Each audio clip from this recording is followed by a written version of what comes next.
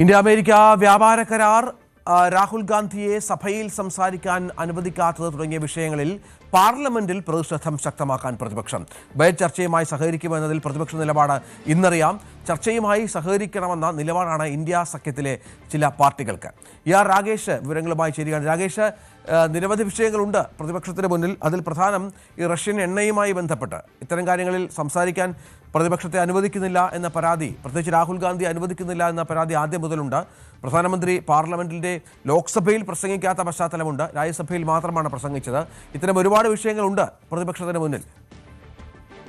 രഞ്ജിത്ത്, കഴിഞ്ഞ ഒരാഴ്ച വലിയ പ്രതിഷേധത്തിനാണ് പാർലമെന്റ് സാക്ഷ്യം വഹിച്ചത്, പ്രത്യേകിച്ച് ലോക്സഭ. കാരണം എം നരവനയുടെ പുസ്തകം അദ്ദേഹം സഭയിൽ പരാമർശിക്കാൻ ശ്രമിച്ചു. അതിന് ഭരണപക്ഷത്തിന്റെ ഭാഗത്ത് പ്രതിഷേധമുണ്ടായി. പിന്നീട് രാഹുൽ ഗാന്ധി അടുത്ത ദിവസം സംസാരിക്കാൻ ശ്രമിച്ചെങ്കിൽ പോലും ഇക്കാര്യങ്ങൾ പരാമർശിക്കാൻ അനുവദിച്ചില്ല.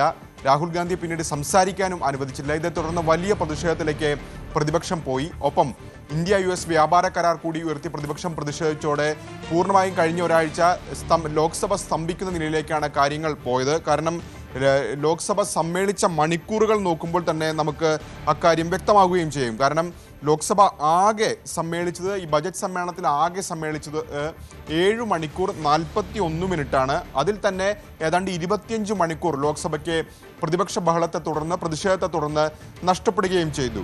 നന്ദിപ്രമേയ ചർച്ചയ്ക്ക് നീക്കിവെച്ചിരുന്നത് 18 മണിക്കൂറാണെങ്കിൽ അത് നടന്നിട്ടുള്ളത് ഏകദേശം 2 മണിക്കൂർ 48 മിനിറ്റ് മാത്രമാണ്.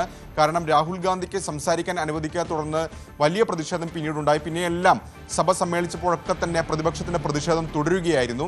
ഏതായാലും ഇന്നും സമാനമായ വിഷയങ്ങൾ ഉയർത്തുമെന്ന കാര്യത്തിൽ സംശയമില്ല. പ്രത്യേകിച്ച് ഇന്ത്യ US വ്യാപാര കരാറുമായി ബന്ധപ്പെട്ടുകൊണ്ട് വലിയ പ്രതിഷേധത്തിലേക്ക് പോകാനാണ് പ്രതിപക്ഷത്തിന് തീരുമാനം. പ്രതിപക്ഷം ചൂണ്ടിക്കാണിക്കുന്ന പ്രധാനപ്പെട്ട കാര്യം കർഷക താൽപ്പര്യങ്ങൾ സംരക്ഷിക്കപ്പെട്ടിട്ടില്ല പൂർണ്ണമായി എന്ന വാദം അവർ ഉന്നയിക്കുന്നുണ്ട്.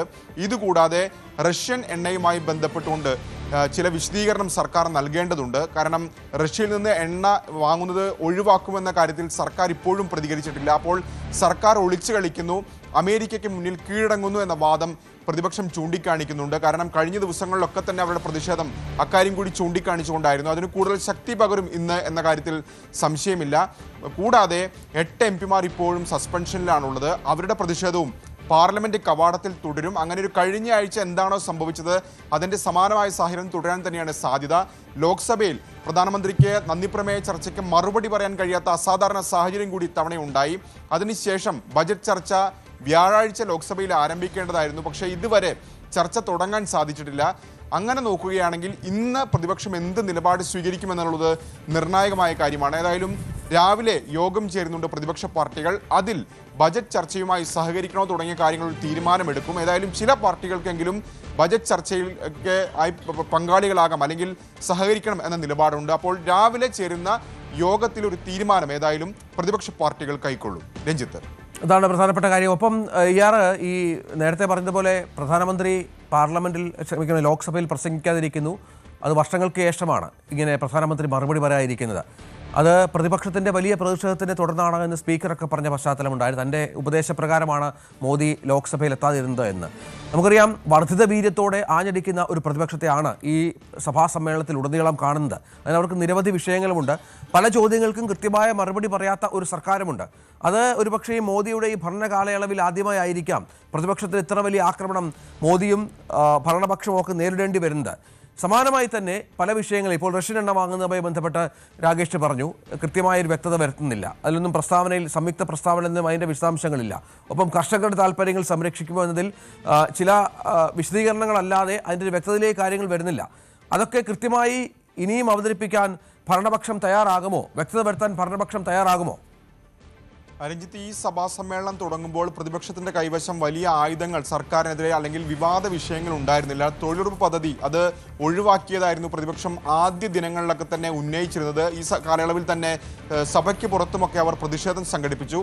പക്ഷേ അതിനിടെയാണ് രാഹുൽ ഗാന്ധി മുൻ കരസേന മേധാവിയുടെ പുസ്തകം, അതിൽ ഗാൽവൻ സംഘർഷം എങ്ങനെ ഇന്ത്യ കൈകാര്യം ചെയ്തു തുടങ്ങിയ കാര്യങ്ങളൊക്കെ തന്നെ പരാമർശിക്കാൻ ശ്രമിച്ചത്. അങ്ങനെയാണ് ആദ്യം സർക്കാരിനെതിരെ വലിയ വിമർശനം പ്രതിപക്ഷം ഉന്നയിക്കുന്നത്. അതിനുശേഷമാണ് ഈ സഭ സമ്മേളിക്കുന്ന ഘട്ടത്തിൽ തന്നെയാണ് ഇന്ത്യ US വ്യാപാര കരാർ ധാരണയായി അല്ലെങ്കിൽ അതിലേക്ക് നീങ്ങുന്നുവെന്ന് ഡൊണാൾഡ് ട്രംപ് പ്രഖ്യാപിച്ചത്. അപ്പോൾ ആ രണ്ട് വിഷയങ്ങളാണ് കഴിഞ്ഞ ഒരാഴ്ച സഭയെ പ്രക്ഷുബ്ധമാക്കിയത്. കാരണം നേരത്തെ ഡൊണാൾഡ് ട്രംപിൻ്റെ ഒരു പ്രഖ്യാപനം വലിയ വിവാദമായതാണ്.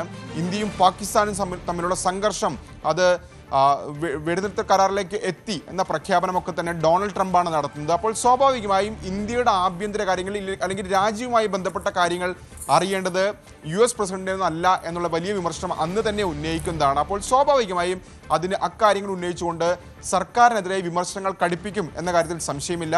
ഏതായാലും 2004 ശേഷം പ്രധാനമന്ത്രി ലോക്സഭയിൽ മറുപടി പറയാത്ത ഒരു നന്ദിപ്രമേയ ചർച്ചയ്ക്ക് മറുപടി പറയാത്ത സാഹചര്യം ഇപ്പോഴാണ് ഉണ്ടാകുന്നത്. അങ്ങനെ ഒരു വലിയ പ്രതിസന്ധി അല്ലെങ്കിൽ സർക്കാരിനെതിരെ വിമർശനം പ്രതിപക്ഷം കടുപ്പിക്കുന്ന നിലയിലേക്കൊക്കെ തന്നെ കാര്യങ്ങൾ പോയി.